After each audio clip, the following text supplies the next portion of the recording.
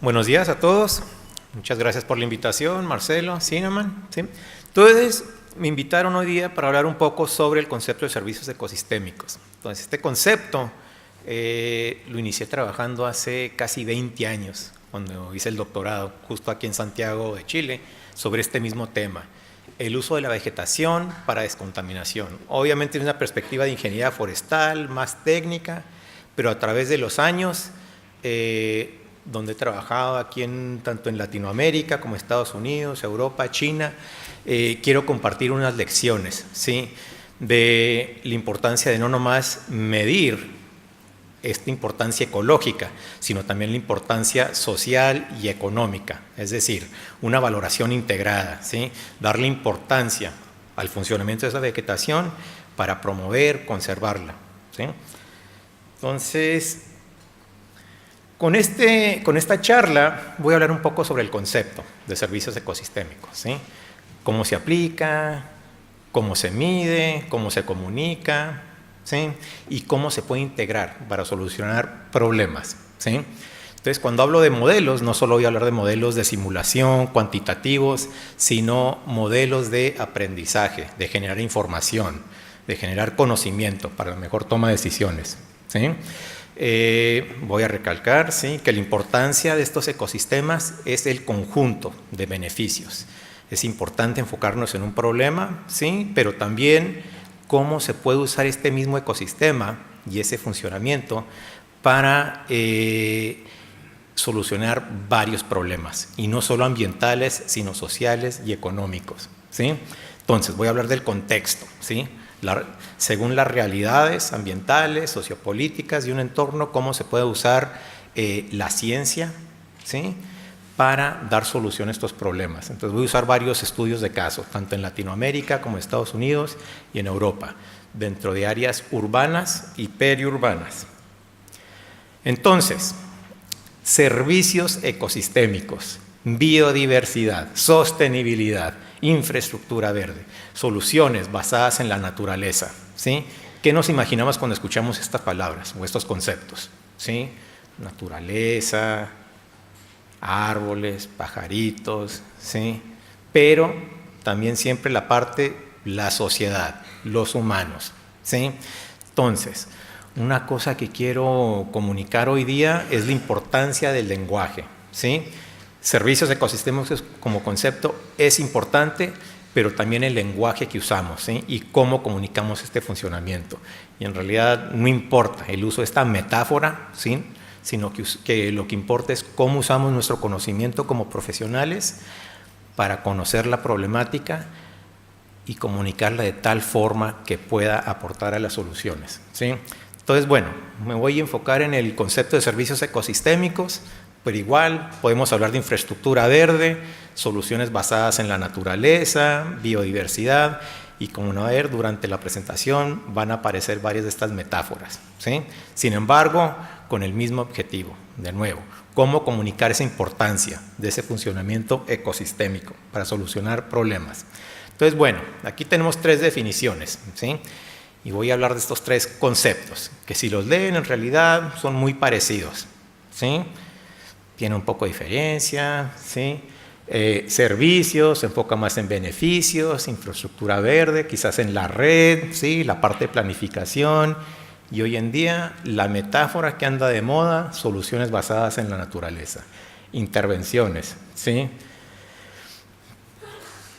para eliminar algunos de los desafíos más apremiantes de nuestros días, ¿sí?, conceptos muy parecidos, por eso les nombro metáforas, ¿sí? Entonces, bueno, si hablamos de servicios ecosistémicos, ¿sí?, en el contexto urbano, esta es una búsqueda en Google, ¿sí?, que hice anoche, más de 1 millón de publicaciones, ¿sí? Si buscamos urbano y sostenibilidad, más de 1,4 millones, ¿sí? Entonces, servicios ecosistémicos, no voy a entrar en la definición de las Naciones Unidas o de la Unión Europea, ¿sí? Sin embargo, es un esquema que sirve para medir, modelar, ¿sí?, y generar información en forma de publicaciones. Pero también es importante para poder aportar estas soluciones, ¿sí? Entonces, aquí dos ejemplos de 2 problemas, ¿sí? Incendios forestales periurbanos inundaciones. La foto de abajo, Mocoa, Colombia, ¿sí? Una inundación que ocurrió el año pasado, más de 300 muertos, ¿sí? ¿Por qué? Deforestación, cambio climático, mala planificación, mal ordenamiento de la cuenca, o es un problema de justicia ambiental, de poderes, de pobreza. Puede ser todo eso, ¿cierto? Entonces, estos problemas son interdisciplinarios, se puede decir transdisciplinarios, como forestales, agrónomos, economistas. No podemos dar la solución, tenemos que trabajar en conjunto, ¿sí? Entonces, otro componente de la charla de cómo estos problemas son complejos. Y son complejos dado el contexto, ¿sí? Las realidades de esos procesos, de nuevo, no nomás ambientales, sino sociales, económicos y políticos, ¿sí? Que definen no solo los ecosistemas, sino los sistemas sociales, ¿sí?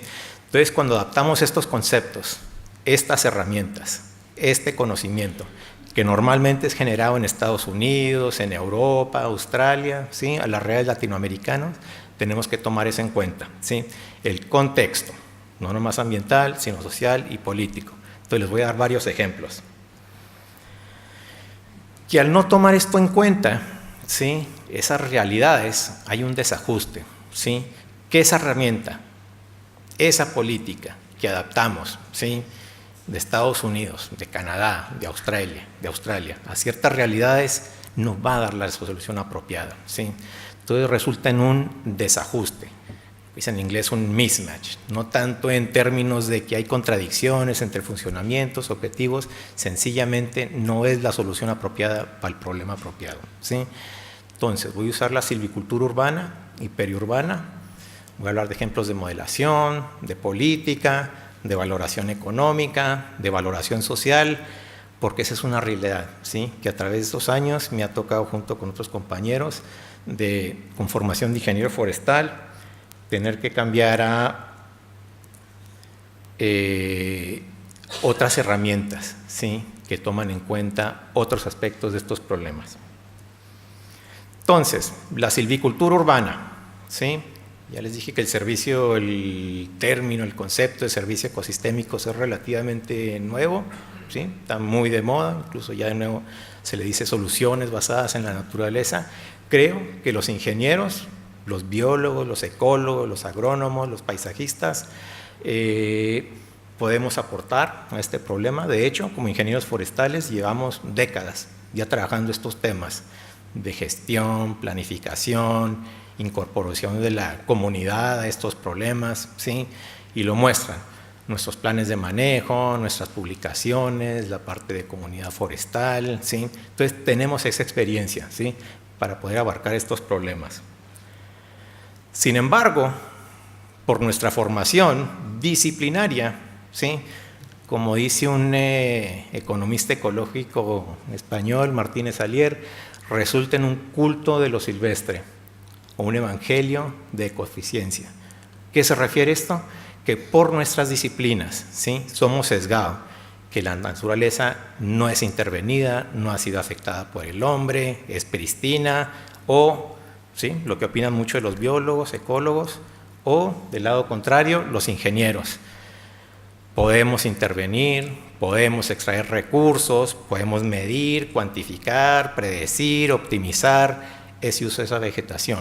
Lo que yo propongo en estos contextos, con problemas tan complejos, es que ni un lente ni el otro es apropiado, ¿sí? Necesitamos un lente, de nuevo, interdisciplinario, transdisciplinario. Entonces, el típico modelo esquema de servicios ecosistémicos, ¿sí? Tenemos un ecosistema y tenemos a la sociedad civil, ¿sí? Medimos las características, la estructura de ese ecosistema, entendemos cuáles son las funciones, los procesos ecológicos de ese ecosistema, vemos cuáles beneficios son relevantes, beneficios que se generan por esas funciones y esas funciones generadas por ese ecosistema, ¿sí? De esa estructura, y por fin podemos darle un valor, una importancia, ¿sí? El típico esquema, le nombran la cascada de los servicios ecosistémicos, ¿sí? Un aporte de los académicos europeos. ¡Qué bien! Nos ayuda a visualizar, medir, comunicar, ¿sí?, esta dinámica, esta relación entre la estructura y el mejoramiento en bienestar de los seres humanos. Pero, ¿qué pasa aquí? Cuando hablamos de importancia, de relevancia, de ese contexto, que a veces nos olvida lo opuesto. Llegamos con nuestras herramientas, con nuestros métodos cuantitativos, con nuestro modelo recién estrenado de Estados Unidos, de Europa, y tratamos de aplicarlo en un contexto donde quizás no sea el más relevante, ¿sí? Entonces aquí un sesgo que nos toca tomar en cuenta cuando se trabaja en estos entornos donde hay comunidades, problemas sociales, inequidad, escasez de recursos, es enfocarnos en esa demanda. ¿Quién va a ser beneficiado? ¿Dónde? ¿Por qué? ¿Cuánto? ¿Sí? Y luego retroceder, ¿sí?, identificar el problema y luego buscar la herramienta, no viceversa. ¿Por qué? Porque esos problemas son complejos, ¿sí? Se tienen que adaptar a la solución. No son medibles con dos variables, son multivariables, ¿sí?, multifactoriales, son complejos, se tienen que adaptar. Estos ecosistemas cambian, las sociedades cambian, hay cambios de gobierno, hay sequías, hay incendios, de tal forma nuestras herramientas, nuestros métodos de aportar esta información tiene que ser adaptivo y cambiar, ¿sí? Y tenemos que entender a la sociedad civil, qué les gusta, qué no les gusta, y obviamente esto es lo complejo. Lo fácil es hacer las simulaciones de depositación y descontaminación, ¿sí?, hacer mapeo de análisis paisajístico, eso es lo fácil. Lo complejo es entender a la gente, qué valora, qué no valora, qué quiere, qué no quiere, por qué no lo quiere, ¿sí? Inequidades, poder, ¿sí?, cosas que tiene que ir incorporando a estos esquemas. Entonces, para simplificarlo, voy a usar este esquema en la siguiente serie de diapositivas, ¿sí? Es un flujo que parte en cuanto a la estructura del ecosistema, ¿sí?, tipo, cantidad, distribución, cobertura de esos componentes de ese ecosistema. ¿Cuál es su función? Productividad, sombramiento, descontaminación, infiltración, transpiración, etcétera. Y la presencia de los humanos, ¿sí? Aquí es donde entran los humanos, lo que nos gusta, no nos gusta, lo que creemos que es relevante, no relevante. Porque si es relevante ese funcionamiento, es un servicio, ¿sí?, y es algo tangible, es algo que mejora nuestro bienestar, ¿sí? Y si mejora nuestro bienestar, tiene una importancia, ¿sí?, un valor. Valor, importancia, la misma cosa. Ya teniendo en cuenta esta información, con gestión, políticas, gobernanza, podemos gestionar, planificar, conservar, preservar ese ecosistema con ese funcionamiento que brinde esos servicios, etcétera, ¿sí? Entonces, sigamos ese esquema. Y aquí es donde voy a usar varios ejemplos de varios problemas, ¿sí? Les mencioné la estructura, ¿sí?, del ecosistema, pero en realidad, ¿qué ven en esas imágenes? Siempre ven presencia humana, ¿sí?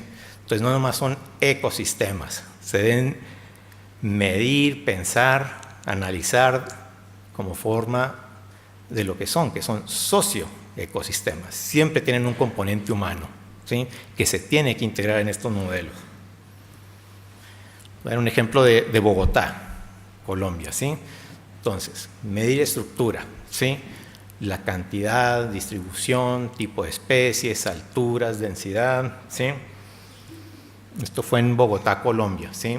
Algo que se ve muy marcado en Bogotá es la inequidad, ¿sí?, como en Santiago, pero quizás un poquito más extremos, ¿sí?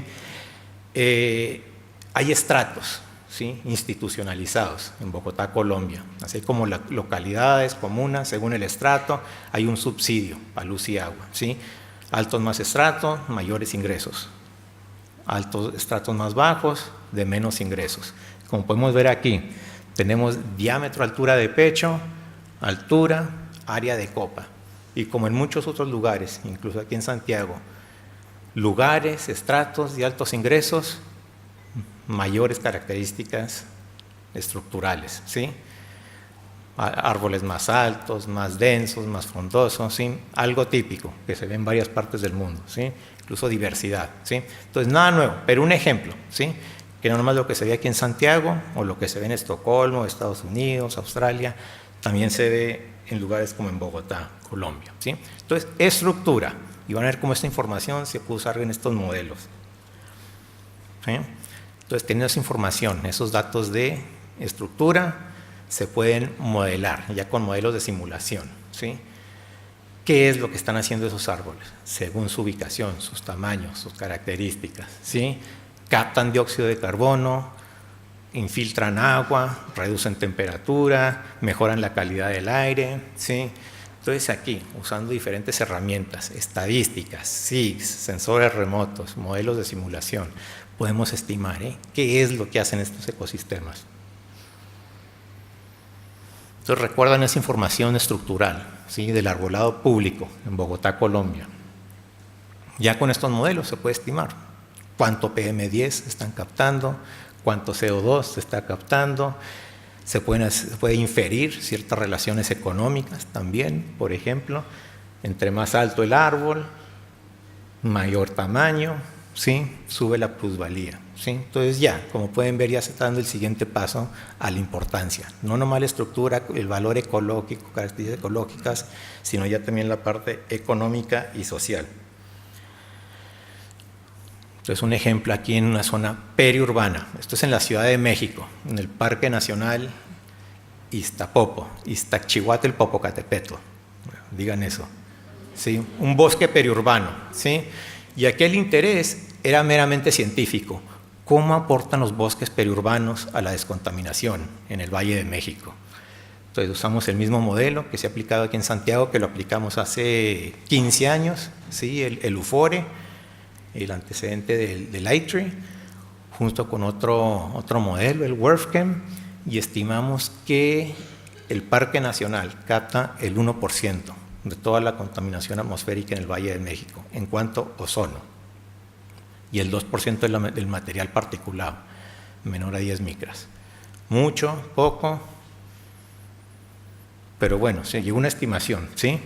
Y también obviamente estimamos también las emisiones biogénicas, como ciertas especies aportan a la contaminación atmosférica indirecta al formar ozono, cuando se combina con óxidos de nitrógeno. Pero bueno, aquí ya el aprendizaje, ¿sí? Como científico. Se sacó la publicación, se usaron unos modelos nuevos, ¿y qué? ¿Cuál fue esa importancia? ¿Sí? Entonces aquí el siguiente paso, valoración. No necesariamente valoración en términos monetarios, sino monetarios, dependiendo del problema y el contexto, ¿sí? Otro ejemplo, esto es en Medellín, Colombia, donde estimamos el arbolado público y cuánto dióxido de carbono capta ese arbolado urbano público, ¿sí? Y luego lo comparamos a las emisiones de dióxido de carbono de diferentes fuentes para ver relativamente cómo aporta ese arbolado urbano público, ¿sí? Entonces, ¿qué creen? Tropical, verde, árboles. ¿Creen que aporta creen que puede compensar por las emisiones del sector de transporte, industrial? ¿Qué valores llegan en mente? 50%, 30%, 20%, ¿muy alto o más bajo? 0,2%, ¿sí? Lo actual, ¿sí? Si llegamos a plantar todo el espacio disponible, 0,4%, bajo. Pero si lo comparamos con el Metrocable, una política, una infraestructura que promueve tecnologías verdes y minimizar emisiones de CO2, no es tan diferente, ¿sí? Pero aquí, ¿cuál es la lección? ¿Sí? Dado ese contexto, que sí, es tropical, es verde, pero densamente poblado, ¿sí? No hay espacio para árboles, son pocos los árboles, ¿sí? Entonces, contexto, pero como pueden ver, aquí ya mayor información para poner este funcionamiento en una comparación relativa, ¿sí? A qué efecto tiene. Entonces, bueno, ya llegamos a la parte de valoración, ¿sí? La importancia, no solo ecológica, no solo monetaria, sino también social, ¿sí? Tenemos un una selección de herramientas, métodos, ¿sí?, que podemos aplicar tanto para asignar un precio monetario o un valor social, ¿sí? Entonces aquí les voy a dar varios ejemplos de cómo, para poder comunicar este funcionamiento y darle importancia, hemos tenido que ser flexibles y colaborar con economistas, sociólogos, ¿sí?, antropólogos, para poder llegar a esa importancia en términos que se pueda comunicar y dar relevancia. Entonces es un primer ejemplo. Esto fue en Estados Unidos, cuando trabajaba en la Universidad de Florida.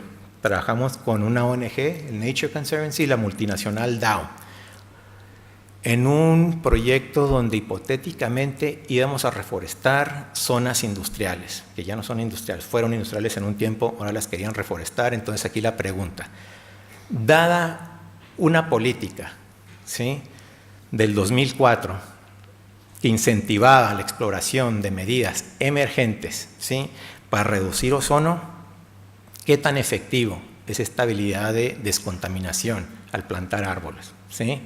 Entonces, obviamente la política tenía ciertos criterios que eran aplicables, ¿sí?, a plantar árboles y ver ese efecto que tienen a 30 años. Entonces, en este proyecto hicimos una estimación. Íbamos a reforestar 1.400 hectáreas.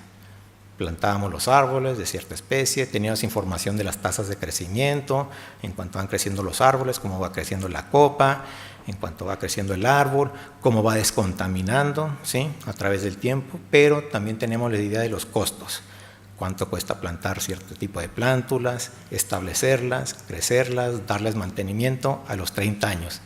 Entonces hicimos ese funcionamiento, ese crecimiento, junto con el análisis económico, para ver qué tan costo efectivo fue esta estrategia de reforestación para descontaminar durante 30 años.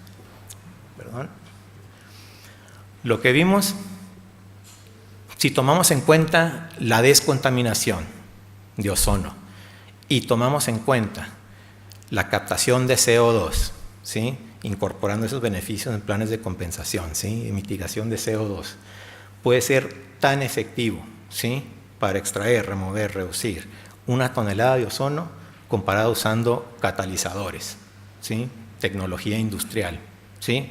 Entonces, en este contexto, usando esta política, esta realidad, reforestar y el conjunto de beneficios, ya sea viéndolo desde descontaminación atmosférica, incluyendo también captación de CO2, es más costo efectivo que tecnología industrial.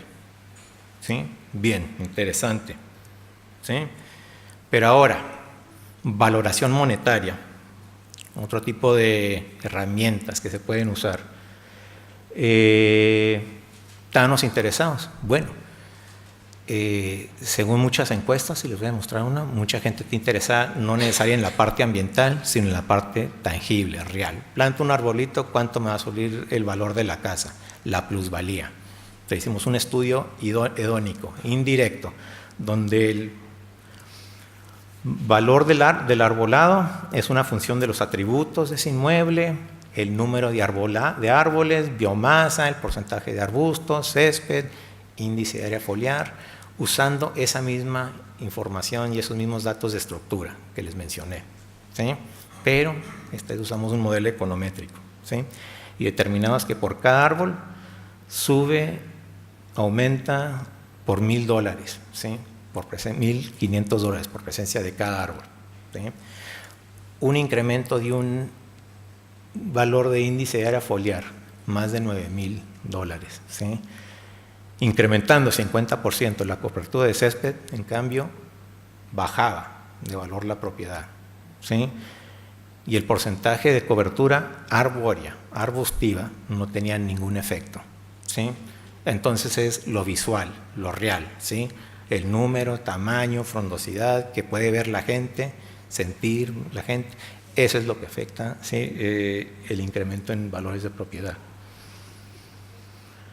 Entonces, esto generó algo bien interesante, ¿sí? Bueno, vimos indirectamente, ¿sí?, la correlación estadística, econométrica, ¿sí?, entre las características del arbolado y plusvalía. Pero luego surgió la pregunta, bueno, ¿qué si le preguntamos al a los propietarios, qué es lo que piensan, qué creen que vale el arbolado que presente que tienen, ¿sí? Y qué podemos aprender de eso, más que medir y estimar, ¿sí? Entonces usamos otro método de valoración contingente, experimentos de elección, donde se le presentan ciertas alternativas al encuestado y se describen los atributos de esas alternativas.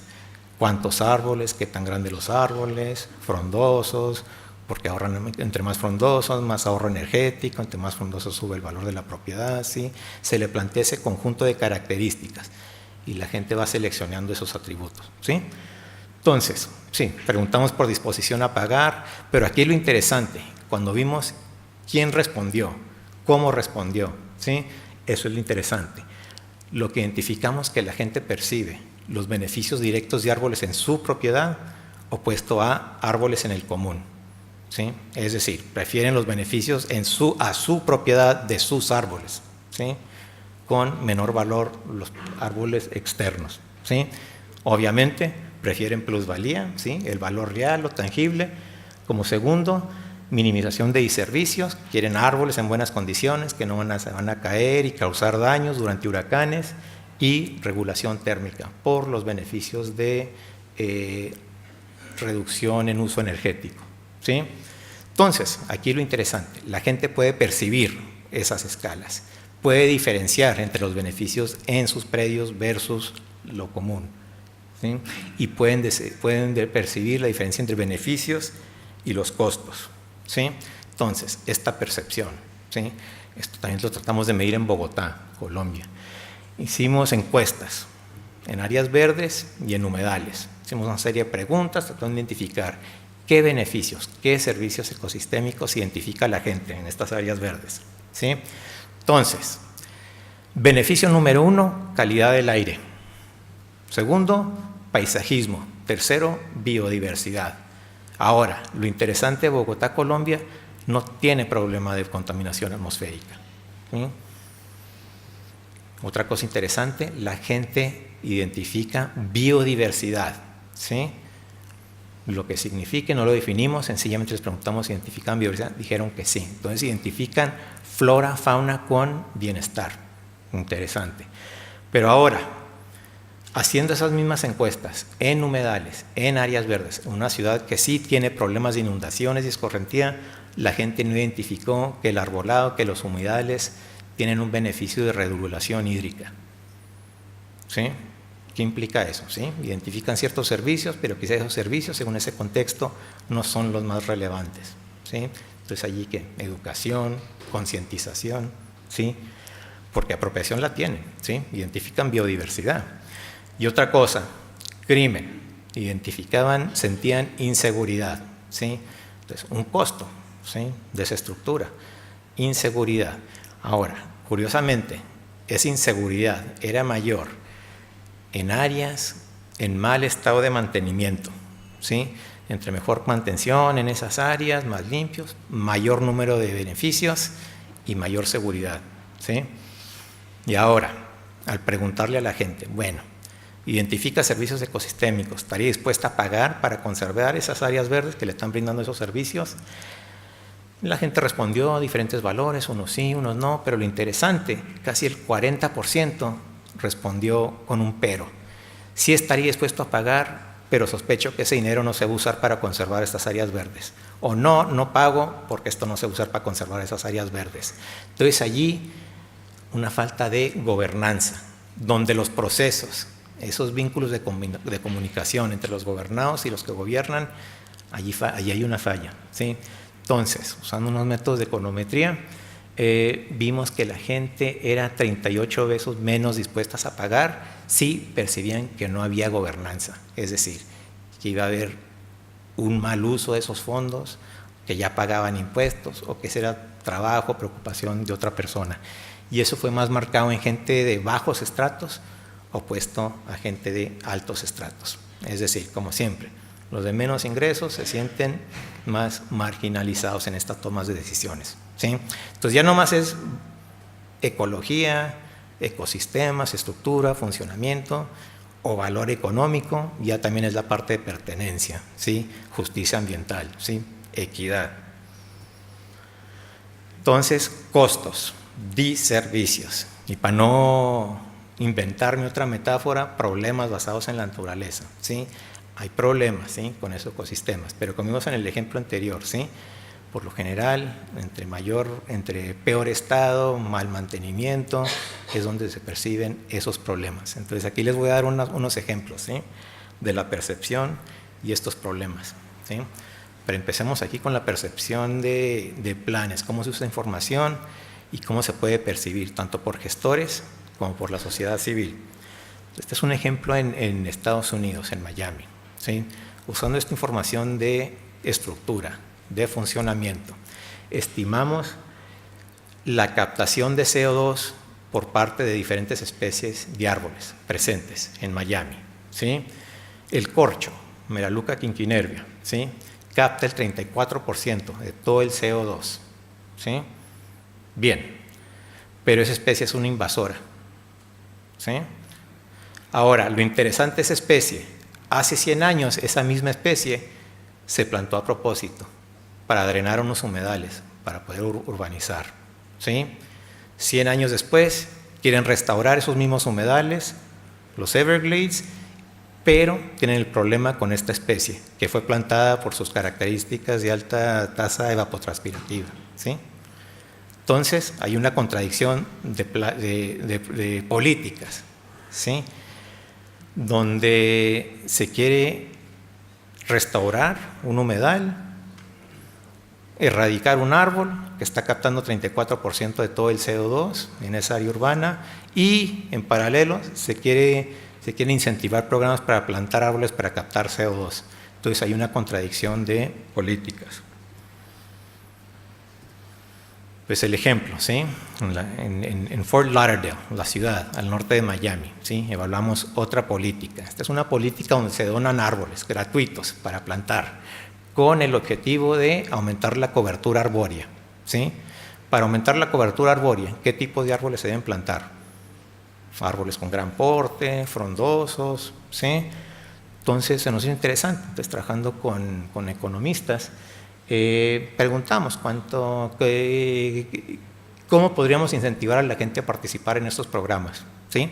Obviamente, una compensación monetaria, ¿sí?, santo remedio, la gente está dispuesta a que le plantemos árboles, pero lo interesante, más de lo económico, ¿quién respondió? ¿Cómo respondieron y por qué respondieron? ¿Sí?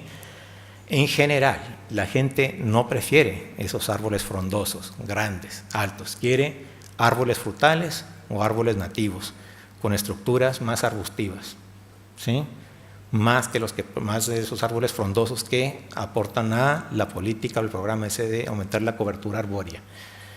Y viendo quién respondió, ¿sí? Latinos, afroamericanos prefieren árboles frutales, blancos, alto ingreso, prefieren árboles nativos. Entonces allí, un desajuste, ¿sí?, entre la política que quiere promover la plantación de árboles para aumentar la cobertura arbórea en áreas marginalizadas.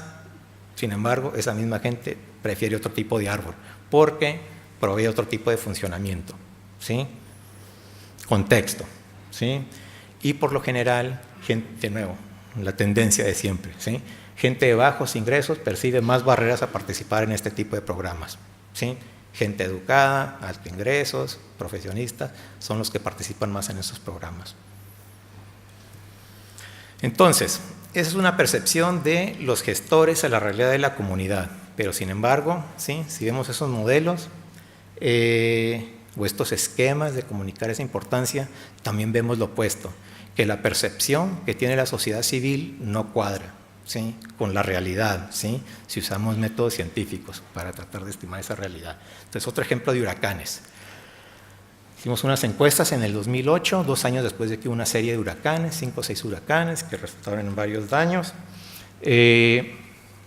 Los temores, los costos que percibía la gente, daños a la casa que resultan por caída de árboles en carros casas, raíces que dañan infraestructura, costos monetarios de mantenimiento, etc. Hicimos un estudio usando imágenes satelitales, características meteorológicas de los huracanes. ¿Qué es lo que vimos? Ciudades con mayor densidad arbórea, menos daños, una relación opuesta a lo que piensa uno, ¿sí? Otra investigadora hizo un muestreo después de estos huracanes, caminó por la calle, identificó qué tipo de árbol, altura, que se cayeron, los que no se cayeron, los que se cayeron, qué tipo de daño causaron, y de todos los árboles caídos, más de 1.500 inventariados, solo el 5% causó daño a viviendas. Entonces la percepción, ¿sí?, de la ciudadanía, de la sociedad civil, no cuadra con esa realidad, ¿sí?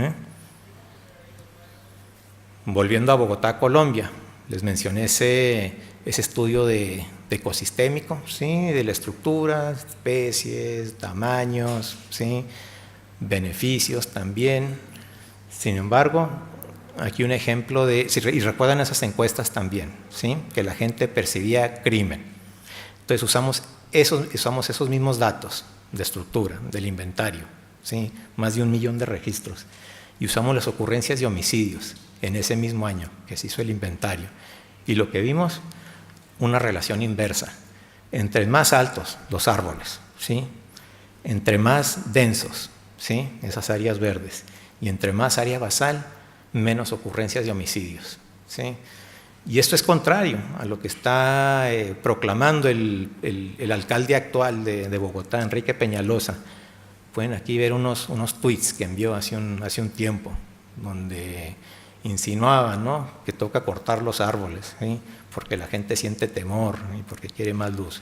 Sin embargo, usando ese conjunto de beneficios, no nomás enfocándonos en la parte de contaminación atmosférica, sino en otros problemas vigentes, dado ese contexto, identificamos que en realidad los árboles no son un costo, no son un diservicio, ¿sí? El neto es que son un beneficio.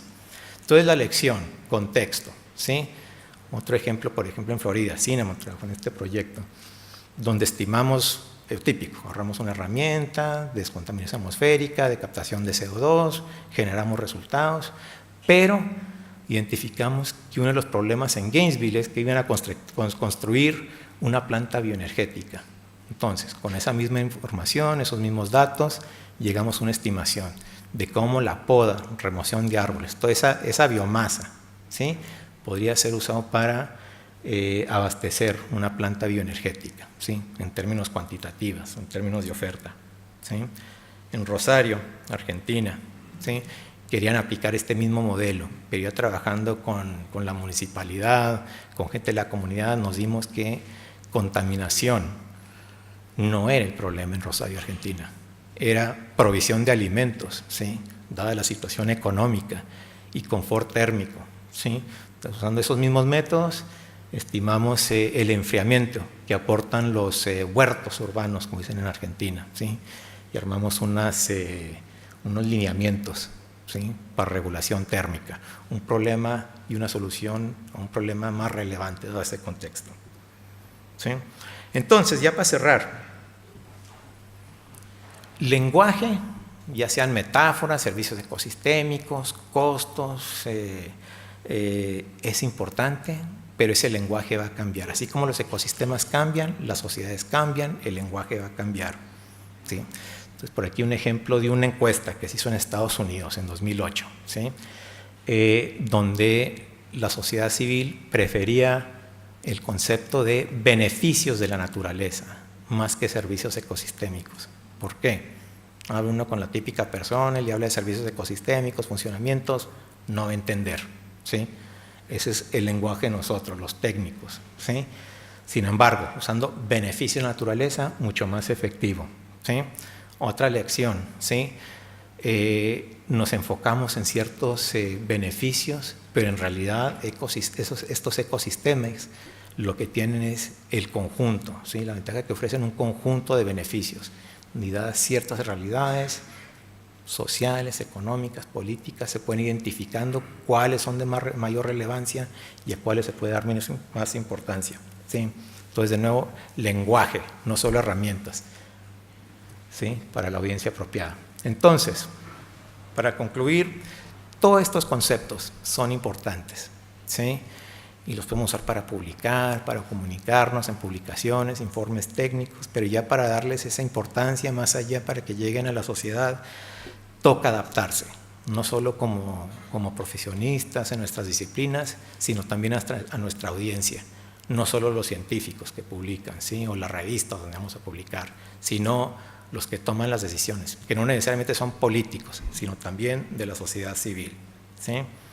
Entonces, tanto la gestión, valoración y las políticas tienen que tomar en cuenta estas realidades, de nuevo, no solo económicas, sino sociales, ¿sí?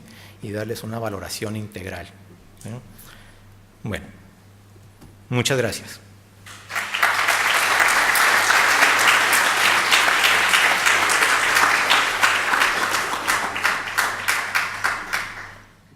Hola Francisco, muchas gracias por la presentación. Me quedó una duda en una diapo que mostraste de un gráfico donde mostrabas el beneficio de los árboles en comparación con el beneficio de la tecnología en el tema de la captación de ozono y de CO2. No sé si puedes como explicarla un poquito. Existía una política, ¿sí?, que pedía medidas emergentes, ¿sí?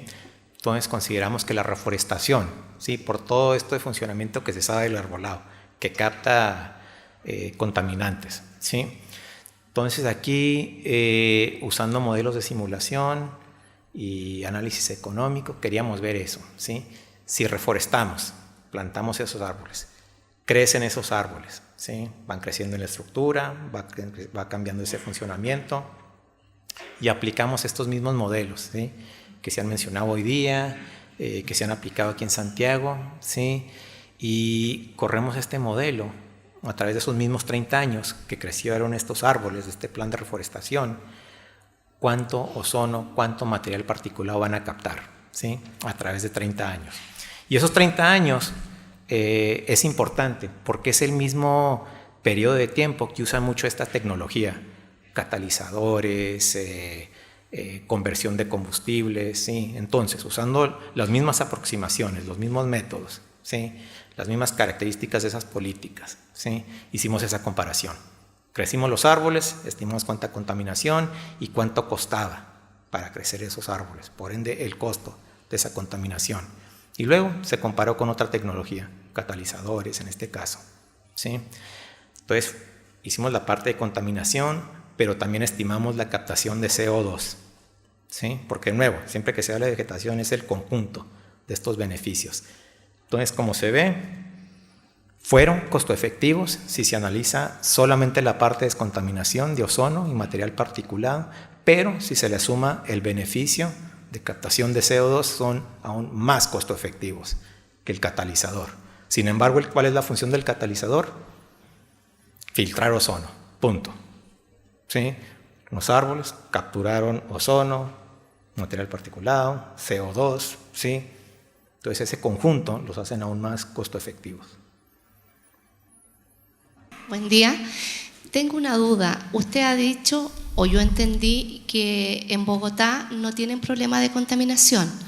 La duda que me queda es por la forestación, por la ubicación geográfica o porque Bogotá se ha convertido en la ciudad que más bicicletas utiliza y haya disminuido la cantidad de automóviles. Gracias. Sencillamente, topográficamente, es una cuenca bien ventilada, ¿sí? Es una ciudad de 1 millón de habitantes, un parque automotriz poco regulado, sí, daría para que fuera una ciudad problemática, pero no lo es, como es Medellín, por ejemplo, pero sencillamente es por la topografía, está muy bien ventilada la ciudad. Quería preguntarte, después de toda esta evidencia que ustedes han levantado y la capacidad de árboles de absorber material particulado, ¿cómo ha sido la experiencia de ustedes en el traspaso de este conocimiento hacia los tomadores de decisión? O sea, ¿ustedes han participado en decisiones de los políticos que tienen que instaurar cierto programa para preservar tal zona? ¿O ustedes es netamente investigación y ustedes dejan la información disponible? ¿Cómo ha sido la experiencia de ustedes en generar este vínculo entre la información generada por ustedes y la implementación de políticas o programas? Sí y no. Desafortunadamente esos trabajos en Estados Unidos, cuando era profesor Sí, y esto es importante para darle la respuesta, creo que porque aquí no pasa, o por lo menos no pasa en Colombia. Cuando uno es profesor en Estados Unidos, en muchas universidades públicas, agropecuarias, tiene función de docente, investigador, pero también de extensionista, ¿sí? Entonces no nomás es publicar y dar clases, sino también divulgar, diseminar esa misma investigación que genera uno, ¿sí? Entonces a uno le tocaba armar talleres en conjunta de vecinos, le llamaba a la gente de la municipalidad participaba con uno en estos mismos proyectos, en esos casos, en Orlando, Miami, por ejemplo, esta misma información sí se integró, por ejemplo, en parte de ordenanzas, planes de manejo, ¿sí? Desafortunadamente, por ejemplo, en mi universidad presente no tenemos ese componente de extensión y se incentiva la publicación indexada. Entonces, uno como investigador, ¿sí?, y docente es muy difícil, casi imposible, dar clases, investigar, buscar fondos y tratar de darle seguimiento a esta información. Entonces dependemos de interlocutores, ¿sí?, ONGs, alguien que esté interesado en la municipalidad, en un ministerio, que pueda agarrar esta información y darle el seguimiento, ¿sí? Pero de nuevo, depende del contexto, ¿sí? Pero sí se puede, sí es usada. Incluso es una cosa, esta es ciencia aplicada, debería fácilmente ser utilizada, ¿sí? Pero siempre falta ese interlocutor, y no solo por la parte técnica, ¿sí? Nosotros somos docentes, somos investigadores, a veces no tenemos las herramientas y el lenguaje necesario para poder comunicarnos con esos políticos o con la sociedad civil. Entonces dependemos de esa colaboración. Considerando que Santiago es una ciudad que la mayor tasa de contaminación ocurre en invierno, y nuestro arbolado urbano, especialmente de árboles deciduos, plátano oriental y liquidámbar específicamente, si tú conoces alguna diferencia en la captación de carbono entre deciduos versus árboles perennes. Estos modelos trabajan a grande escala, ¿sí?, los que se han aplicado aquí en Santiago y en otras partes, los que he mencionado incluso aquí. Entonces, no diferencia entre especies de árboles, ¿sí?, sino diferencia entre tipo de cobertura, si esa cobertura es siempreverde o caducifolia, ¿sí? Ahora, hay estudios más específicos, ¿sí?, que por lo general árboles caducifolios con ciertos tipos de hojas pueden captar más material particulado, ¿sí? Sin embargo, esas mismas especies caducifolias son más susceptibles, ¿sí?, a daños de azufre o excesos de dióxido de nitrógeno, ¿sí? Entonces, allí depende, hay esa información, ¿sí? No le he trabajado, ya que estos modelos son más a nivel de paisaje, pero sí se ha incorporado ese aspecto de siempreverde y caducifolio. Sumando a la pregunta anterior, hace un tiempo atrás el alcalde Alessandri estaba con la idea de aumentar la plantación de plátano oriental, ¿sí?, en contra de toda la comunidad, y también la directora del Museo de Historia Natural, que estaba por la plantación de especies endémicas. Se sabe que el plátano oriental exige mayor agua, pero su crecimiento es mucho más rápido en contra de las especies endémicas. Personalmente, ¿qué le diría usted tanto al alcalde y a su entorno en cuanto a esa decisión, si es que consiguen escuchar las autoridades, como lo mencioné? Bueno, uno como científico no se mete en esas cosas, no aporta uno la información, ustedes toman la decisión. Eso es algo muy complejo, ¿sí?, porque también tienen que tomar en cuenta los costos, como acaba de mencionar, de mantenimiento, ¿sí? Entonces es una cosa de costos-beneficios, ¿sí?, no nomás económicos, sino también sociales. Incluiría alergias, ¿sí?, por plátanos orientales, ¿sí? Pero, sin embargo, ¿quiénes son los que deciden plantar esos árboles? Como acaba de mencionar. ¿Cuáles son los factores que deciden que planten esos árboles? Acaba de mencionar costos, ¿sí? La disponibilidad de esos árboles también, ¿sí? Mucho más fácil comprar, que adquirir, plantar un plátano oriental que un quillay o una especie nativa, ¿sí? Entonces son múltiples factores. Yo creo que quizás Cinnamon, no sé si va a hablar de eso un poco, pero pregúntale a Cinnamon. Cinnamon es chilena, Cinnamon está acá, ella sí te puede